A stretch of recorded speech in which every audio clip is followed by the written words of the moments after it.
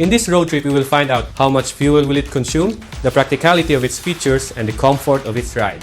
Hi, I'm Raph, and today we will be reviewing the 2022 Nissan Xterra. You might have seen a lot of videos about this car, but today's review will be a bit different as we will show you how it looks like in real life. What I mean is, most of the car reviews we see are brand new cars straight from the dealership. But today, we're gonna show you a 1-year-old car that has been driven for 30,000 kilometers. After a quick look, we will be traveling to Fujairah and cross the border to Musandam, Oman for a diving trip. For now, let's go take a look around. From the outside, it looks stunning, bold and sharp. No modification at all, just a dark tint to protect you from the scorching sun of Dubai. Now, let's go check inside. I'm not going to be discussing the details of each features, but rather show you how it is used in real life. This is our infotainment system. It has a wired Apple CarPlay and Android Auto. That's how it looks like with a wire. It's a bit messy, right? And this right here is the power cable from the dashcam. The dashcam is a Wolfbox G850. What I really like about this is it records the front and the rear at the same time. You swipe left, it switches to the front camera, and you swipe left to show both, and one more swipe to go back to the rear camera. This one right here are the buttons for the seats behind. What I like about it is it's very accessible. What I don't like about it is sometimes you accidentally press it. There's not much more separation on these buttons. On my left side, we have this thing, a rag I use to wipe whatever needs cleaning, a sun cap for the outdoors, and my water bottle to stay hydrated. And the tissues are located right here and here. And I wish cars have built-in tissue holders. Who doesn't use tissue anyway?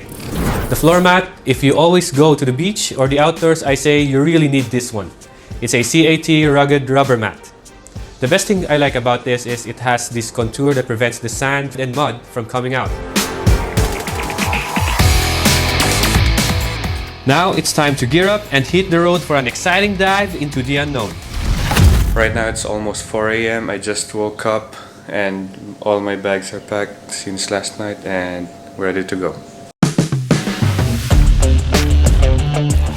As we load 3 sets of scuba gear into our ride, I can tell you that there's ample room for all our gear, like a puzzle coming together.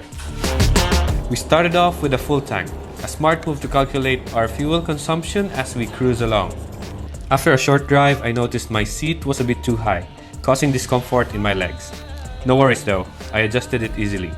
The Nissan Xterra seats can be moved up, down, forward and back, and even recline the seats, ensuring a comfy fit. As we climb into the mountains, the engine's performance caught my attention. On flat roads, I was cruising at 100 to 120 km per hour with 2,500 RPM. Cruise control was a lifesaver on this journey, conveniently placed on the right side of the steering wheel. When we hit the slopes, I observed the engine shifting down to maintain speed while in cruise control. And when it came to overtaking, a quick boost of the engine's RPM around 3,000 to 5,000 gave us the power we needed. And I kinda enjoyed the sound of it. After nearly 2 hours, we reached Fujairah, and it was time to stretch our legs before our underwater adventure. The dive instructors gave us the final instructions, and we're all set to explore the depths. So we just finished the briefing, and now we're on the way to the Oman side. So let's go.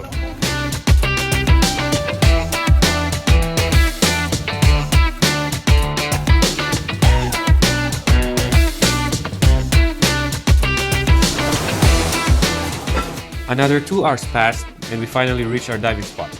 And let the underwater exploration begin!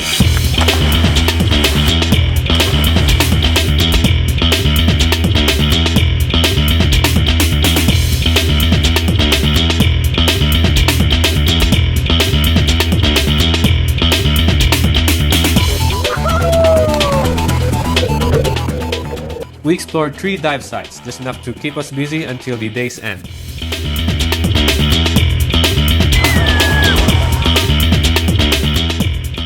We got back to port around 9 p.m. and we had another 2-hour drive back to Dubai. And here's what our friends had to say about this ride. I was sitting here for more than 2 hours from Dubai to Oman trip, and the engine is quiet and the ride is smooth. I could almost fall asleep. So I ride this Xterra Nissan for 2 hours, and based on my height as a male with 5'8" feet, This feels very spacious. I can do this here and then I can do this here. And I can sleep like this and then I can sleep like this also. So no worries at all. I am very comfortable with that 2-hour ride. In a nutshell, the drive was really comfortable. After driving around 262.4 kilometers, we stopped at a gas station to check our fuel consumption. Overall, we used about 33.7 liters of fuel, costing around 97.5 dirhams. So that's what I discovered about the 2022 Nissan Xterra on this road trip. I hope these insights help you make a choice for your future ride. If you have more questions, feel free to drop a comment or send us a message. For more car and tech related content, follow us.